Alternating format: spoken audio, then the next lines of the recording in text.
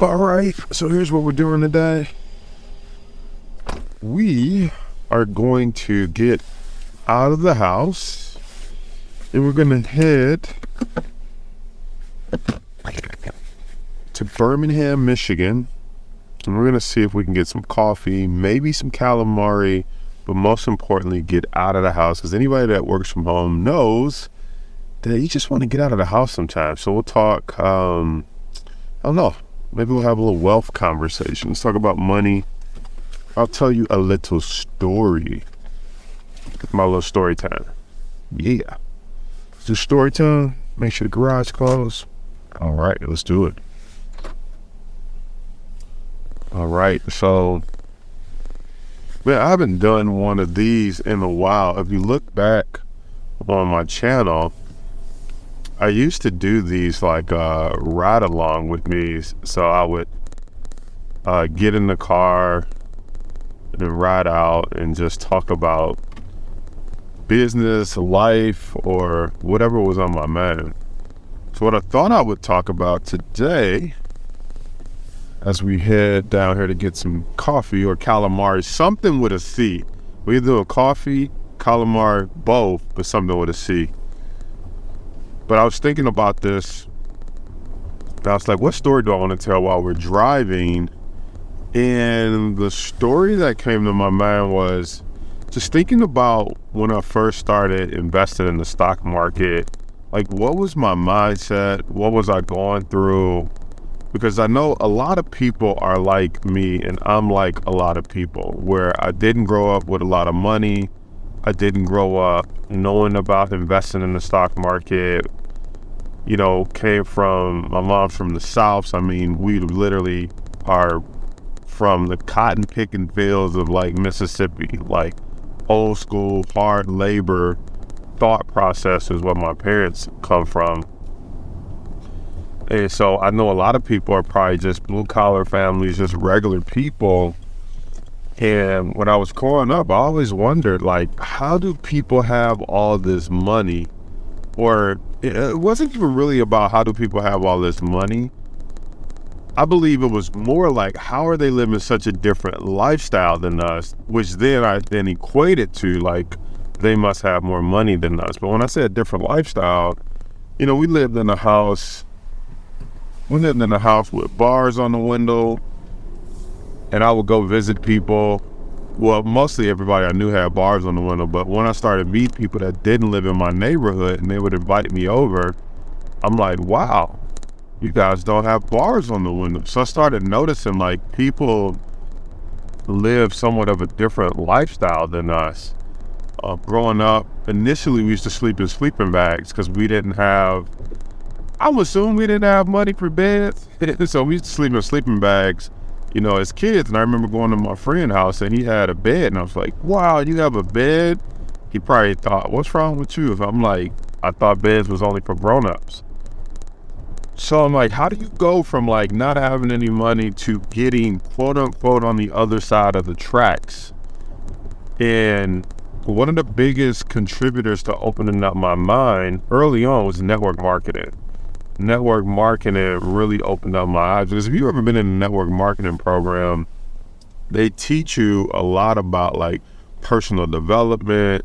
They teach you a lot about like reading books, personal development books. And I remember one of the books that really changed my mindset about things was Rich Dad, Poor Dad. So the Rich Dad is what? It's V12, got some get up, I'll be forgetting. But Rich Dad, Poor Dad was one of the books that really, probably should get some gas at some point. Rich Dad, Poor Dad was one of the books that really like changed my mindset a lot, because it started talking about like learn to learn how to have your money work for you instead of you working hard for it. And so you start hearing some of these fancy quotes like that, and you're like, okay, how do I have my money work hard for me? And then they start talking about, you know, rich people live in the B and the I quadrant, which is like the business owner quadrant and the investor quadrant. And what really resonated with me was like, if you don't have business acumen or the next great idea like a Facebook or Microsoft or Tesla or something like that, what really resonated with me was the next best thing was to just have money and invest in those companies.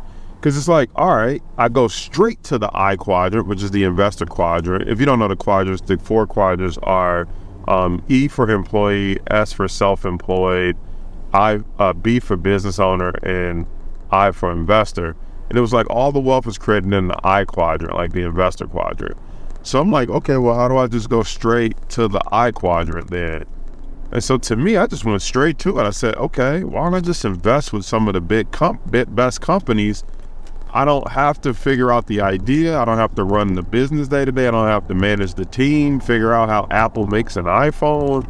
I can just invest in their leadership, their technology, and tap into their vision, and I could profit from it. So like that initially just made sense to me. So I just said, all right, how do I get into the investing game? Now, I took $2,000 and I went to a well-known bank. I took $2,000 from my high school graduation, went to a well-known bank, and I was like, man, I want to invest. And I remember, I never forget this, the girl only asked me like 2 questions. She was like, why do you want to invest? And I'm like, to be rich. Like, why does anybody want to invest? You only invest because you want to get rich. I thought it was a dumb question. Like, why else do you want to invest? So I said, to be rich. And she said, so you want aggressive funds, right?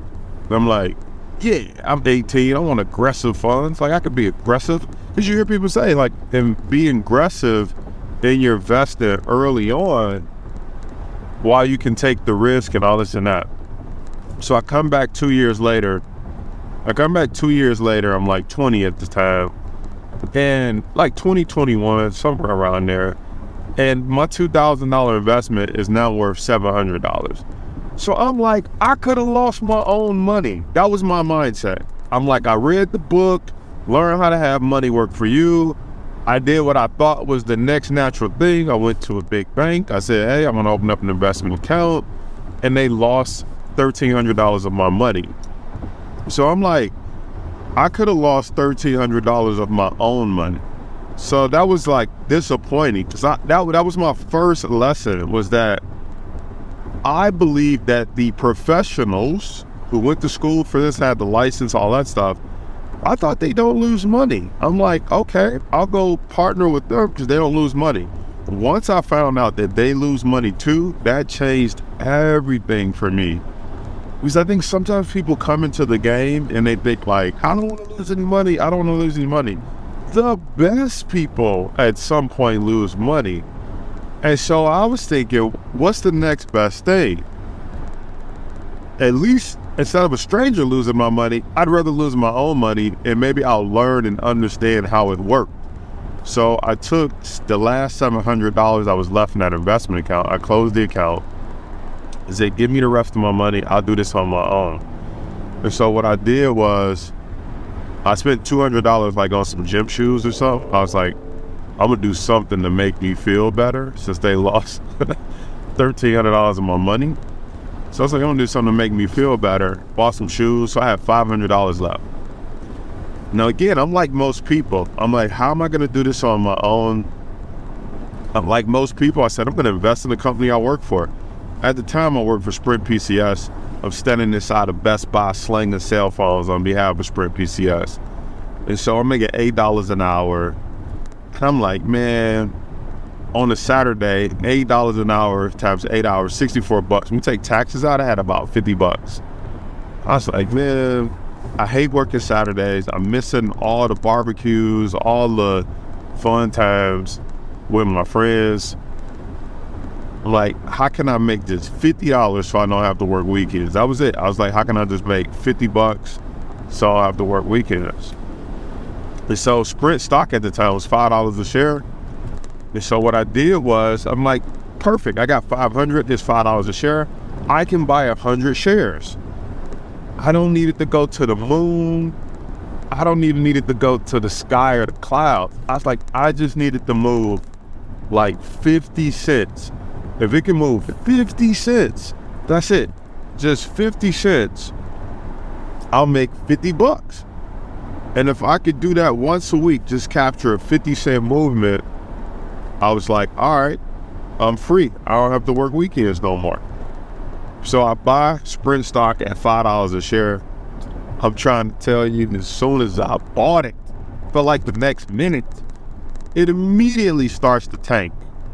So over the next few days, stock falls down to $4. I'm like, are you kidding me? I was supposed to be making $100 or $50. Instead, I'm down 100 because it fell from 5 to 4 and I got 100 shares.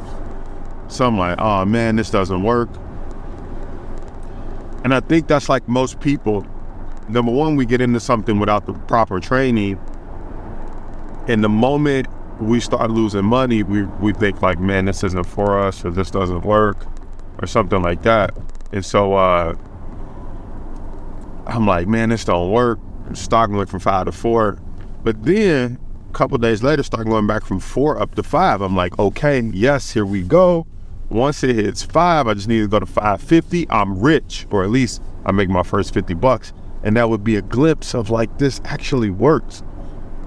But so the stock went up to $5. I'm like, all right, we about to break even, perfect. As soon as we get to 5, I'm like, okay, go to 550. We make our $50, it's on. Stock fell back down to 4. I'm like, okay, somebody playing with me. I literally thought like somebody was just like watching my trading account and was like, send the stock down, don't let them make any profit. Like I literally thought somebody was like messing with me. I'm like, come on. Somebody behind the curtain with the walkie-talkie, like, as soon as it gets to 5, send it back down. Don't let them make no money. That's literally what I thought was happening. And so, man, this blade, woo. Every time I drive this Rolls Royce, man, this blade just shift like, ooh. You just feel that power of a V12 when you hit it, or when you trying to move, you're like, ooh. And it's so smooth, no clunkiness. You barely feel it. You just feel the torque, but you don't feel the gear shifts. It's nice. But anyway, I felt like somebody was just sitting there, like, sending the stock back down. So it fell down to 4. I'm like, all right, gosh, what is going on? Stock went back up to 5. I said, I seen this before. It's going back up to 5. I said, okay, I'm gonna get out when it hits 5. Oh, I need to adjust this, make sure it's straight. That's okay. I said, I'm gonna get out when it goes to 5, and it went to 5. It got out at break even. It went back down to 4. I said, I'm gonna buy at 4. Then when it goes back up to 5 again, I'm gonna get out. Did that, made my first $100. I'm like, woo, let's go. And so I spent the next few months up to a year just studying charts, studying patterns, because what I didn't know was that was called a channel in stock. It was channeling between 2 price points. It was going 5, 4, 4 back up to 5, 5, 4, 4 back up to 5. If you draw it on a piece of paper, kind of look like a snake, right? Just ping-ponging in between 2 price points. What I didn't realize was that there were other patterns out there. And so as I started studying these patterns, I started trading. I'm like, ooh, okay, I'm trading with like my little $500. And I'm like, but if I had $1,000, I would have made boom, boom. And I'm like, but if I had 10,000, I'm like, oh, I would have made. So I'm like, okay, now that I realize that there's patterns to the market, I was like, how do I get more money into the account? And I don't think a lot of people understand. Sometimes when you buy and it immediately drops, it's not that you're doing something wrong. You, like me, I didn't know how to read a stock chart and realize that there were times on the chart that would tell you that that's a bad time to buy. And then there were times on the charts that would tell you that there's a good time to buy. And I didn't realize that. And so I had got good at buying at the wrong time, like most people. And then when it sells off, you're like, I can't take it anymore, and you get out. As soon as you sell, okay, what is this guy doing? All right. As soon as you sell, you feel like they sent the stock up right after you sold, right? You feel like, oh, great, now the stock will go up right after I get out. And I realized And those were patterns that can be seen on the stock chart, and I could avoid that headache, avoid that frustration, and learn how to start making money. And so then the next question I had was, how do I get like $10,000 in the account? How do I get more money into the machine? Because once I understood the patterns, it was all about how do I get more money. And I believe this is where I separate. I think this is where most people get caught up or hung up on. Most people won't do what it takes to get the money into the account. Like maybe you have $5,000, you're like, I don't want to invest it because I'm scared to lose it. Maybe you have equity in your home and you're like, I could pull equity out of my home to invest. I'm not telling anybody to do that. I'm saying maybe you could, but I believe the number one reason why people don't do that is because people are afraid of losing money. But they're afraid of losing money. Let's explore that topic a little bit further. Because most of the times you're afraid of losing money because you don't understand how the system works. If I didn't understand how the system worked, I would be afraid of losing money too. But because I studied the charts, studied the patterns, I practiced with a small amount of money. Now you could even paper trade or have a virtual account or practice account. But because I paper traded or I real traded with a small amount, I understood how the system worked. I understood the best time to buy and sell. I understood the risk reward, and I understood how to mitigate the risk. And so I was willing to do whatever I had to do to get the $10,000 into the account. But I understand why most people are afraid to put $1,000 in the machine, $2,000 in the machine. It's because most people don't understand how the machine works. And so like anything, when you don't understand how it works, I don't care how good the investment is, it's a bad investment if you don't understand how it works. They can tell you everything about, for me, for example, Bitcoin. You can tell me everything you want about a Bitcoin. If I don't understand how it works, it's like, look, it's a horrible investment for me. I can't do it. I ain't go do it because I don't understand how that machine works. And if I don't understand how the machine works, then that's called gambling. I'm just hoping Lady Luck shows up. Maybe I'm praying or something like that. But it's not a strategy. It's not a skill. It's just like, let's just hope, let's pray, let's see what happens. But in the stock market, once you understand how those patterns work, I understood now it was worth, beg, borrow, short of stealing, work 2 jobs, do whatever I got to do to get the money in the account. So for me, I had a scholarship to school. I had a scholarship to Wayne State University here in Detroit, Michigan. And I applied for student loans, not because I needed the student loans, because I knew that they would double pay the account and I would get the refund back. And when they gave me the refund back, I took the $10,000 refund, I put it in the stock market, and I grew it to over $100,000 as like a college student. And so here's what's interesting about that. This goes back to Rich Dad, Poor Dad. This is what I'm trying to tell you. This goes back to my Rich Dad, Poor Dad. Rich Dad, Poor Dad, when I was reading that book back then, it was telling me like, money is not what you see with your eyes. It's like you got to be creative to get money.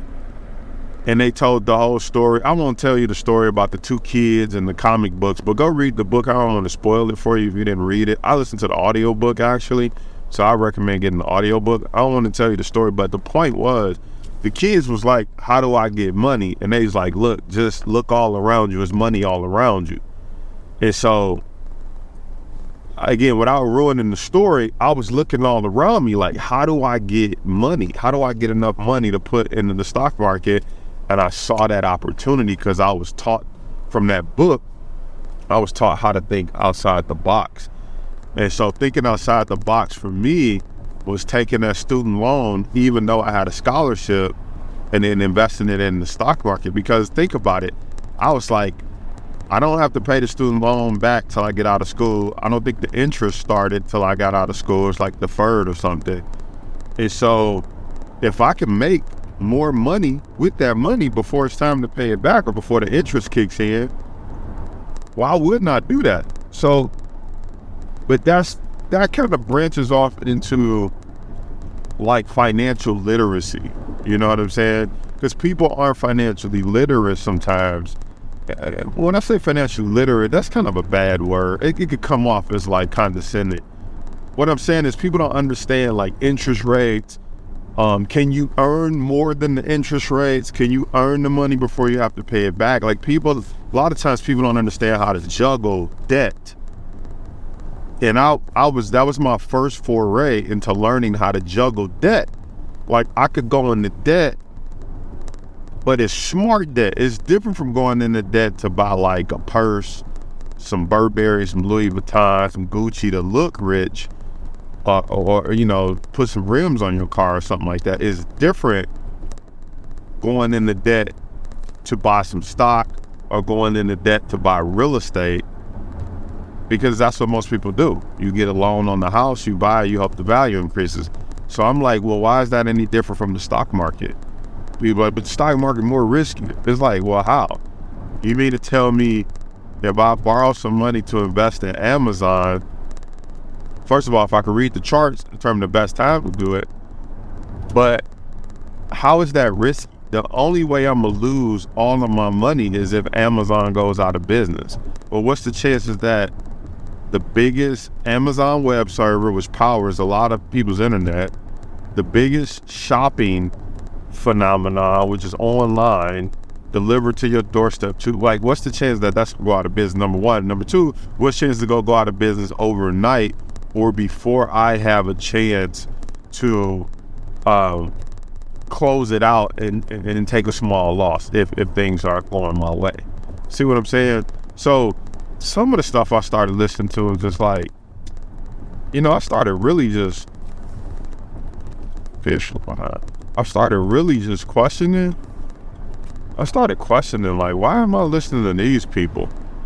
You know, I started saying, like, I gotta carve my own pathway to wealth, because it's not gonna be the traditional path. I didn't come from money, and nobody will give me no money, and I don't really have no mentors outside to listen to these books, and I gotta figure this out for myself. And I said, once I figure it out, I'm gonna start teaching people. I'm gonna start sharing the wealth, sharing the knowledge of what I figured out.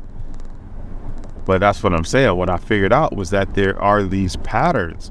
There are these patterns in the stock market, and they could tell you when the best time to buy, when the best time to sell. Second thing I figured out was that I didn't really have enough money to buy some of the better stocks. And so I learned about options. I learned about controlling the best stocks. Because I was like, do I really want to own the stock, or do I just want to take advantage of the price going up?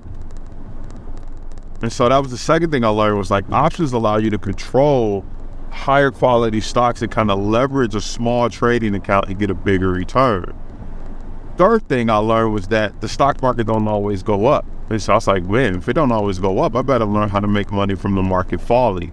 And that's where put options came into play. And so now I learned how to read charts. I learned how to leverage a small trading account, just take advantage of stocks going up with call options. I learned how to make money from stocks falling with put options. I was like, how do I get more money into the machine? And that's where I learned how to leverage debt, like Rich Dad, Poor Dad and them talked about. And how can you leverage debt and control money, not be fearful of it, but how can you control the money and allow it to work for you? And that's the game. That's the whole game. So when I think about what stops people from getting started, it's what stopped me from getting started. Not knowing how the game works. Or you don't know how the game works, so you go do the safe stuff. You go get a CD at a bank. You put some money away in the Roth and all this and that. That'll help you when you age 59 and a half. And I'm not mad at that. I'm just saying I needed money right now. I ain't have time to wait till I was age 59 and a half. I was like, I need some money right now. I didn't like how I was living in my 20s. And I was looking at my 30s like, nah, I need a change now. I can't wait till age 59 and a half. I don't want to be no disrespect to anybody 59 and a half driving their dream car. But I was like, man, I ain't trying to be 59 and a half jumping out the Rolls Royce.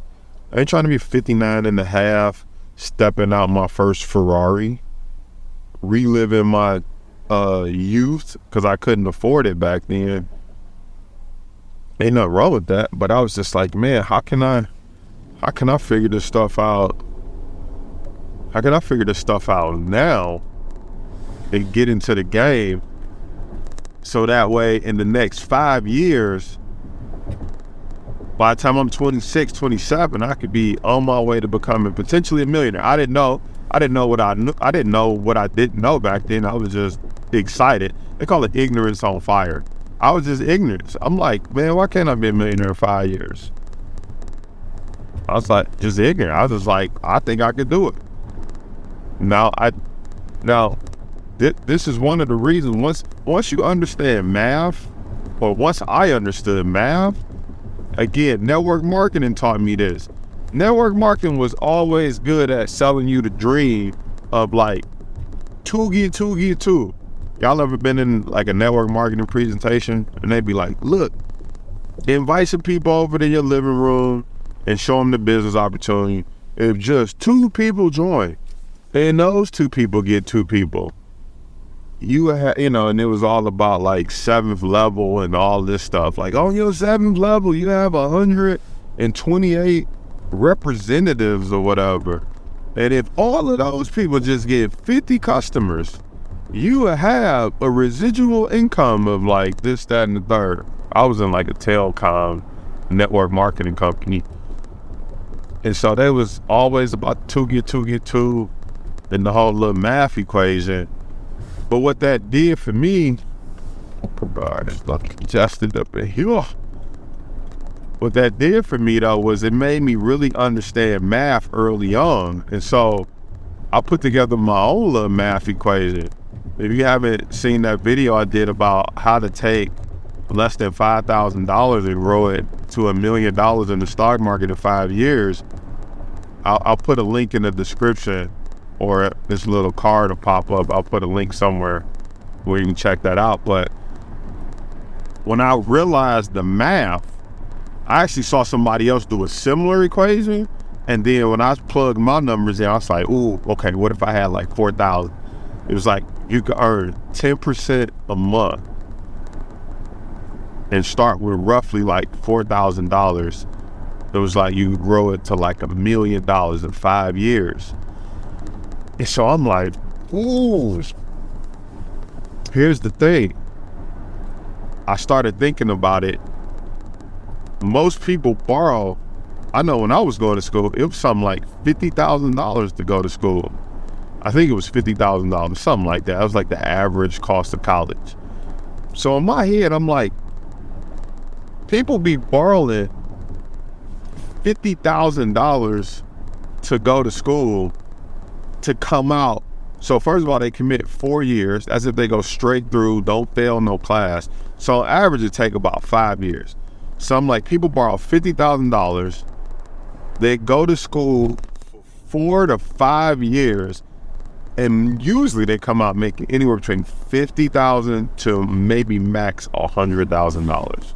That might be different now, but back then, I was trying to be an engineer. They'd be like, oh, they make like 80,000, 75. You work your way up to coming out making 100.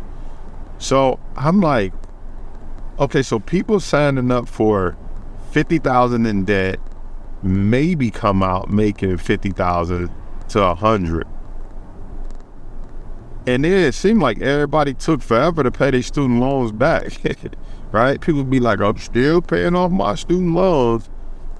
And so I was like, but I could follow a different plan, not take out $50,000, but maybe take out $5,000 and then potentially spend the same amount of time, 5 years, but learn a skill that'll be with me for the rest of my life and not come out making 100,000, but potentially come out and be a millionaire.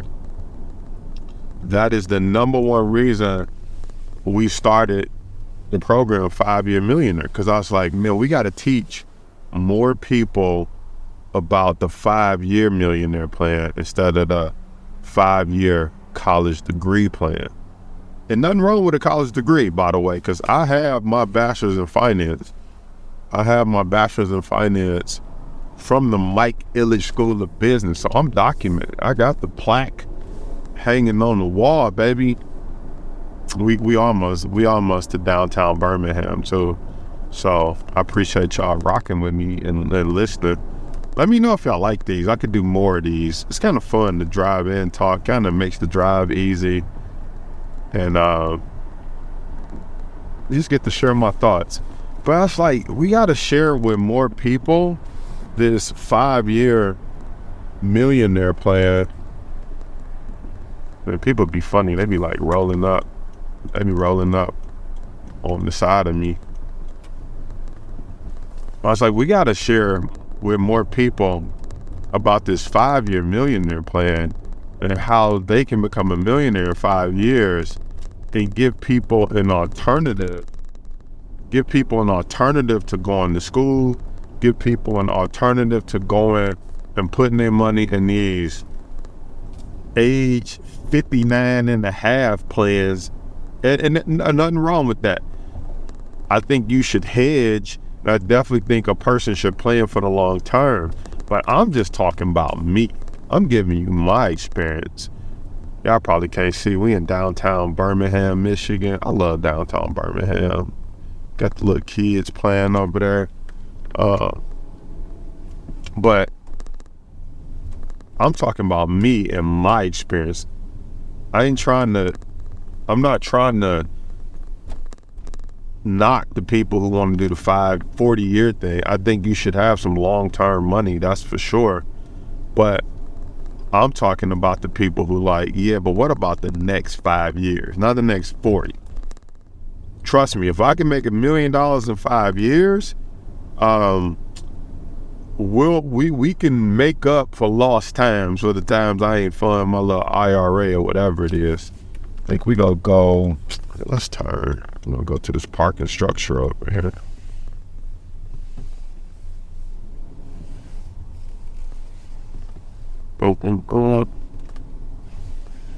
So yeah, man. So there's a better way. There's a different way. I shouldn't say a better way, because it's not a competition. I might have turned too slow. It's not a competition. It's just more like a different way to make money. And you don't always have to wait for 5 years to, for 40 years to achieve some level of financial freedom, and wait till you in your older age to drive your dream car, live in your dream house, be debt free. And I just wish more people would talk about it. And I think sometimes the powers that be, they don't want to talk about trading stocks. They don't want to talk about trading options as much, because the powers that be, legit, the powers that be, they want you to keep putting your money in the bank, keep putting your money in this long-term stuff, because that's how they make their money.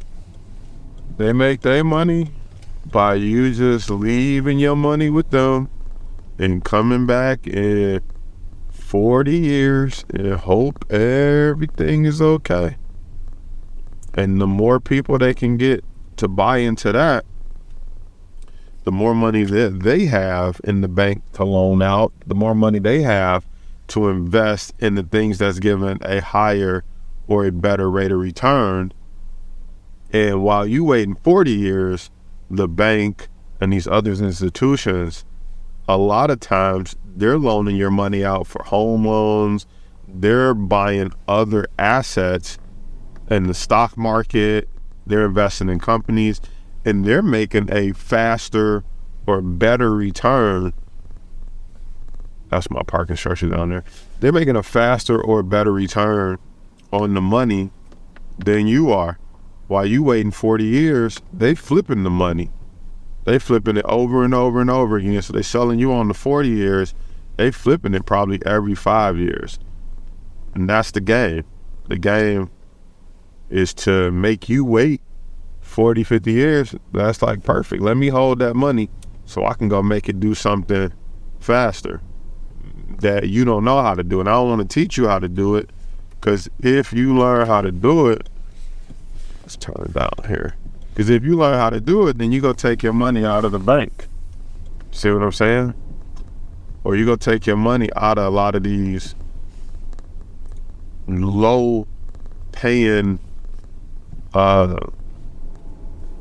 rate of return projects. It's just, man, you just got to understand the game. You got to understand how to make the game work for you. So, all right. I am, so look, let me know if y'all like this video. Give it a thumbs up. Smash the like button for the YouTube algorithm. If you're watching it on like Instagram or something like that, smash it, share it with somebody, and then let me know in the comments, should I do some more of these? Because I like just riding, talking, sharing this info. But for now, I'm about to pull in this parking garage, see if I can't get me some calamari down here. Scratch the rims. Let me see. All right. Oh, is it no ticket on Sundays, man? Nice. Keep it fast. I think it's free parking on Sundays. That's what's up. All right, let me go focus. Let me get parked and go get some calamari. Thanks for hanging out with me, and I'll see you on the next video. Peace. All right, we made it to the spot. Here's the sweet, spicy calamari. Woo. Let's eat.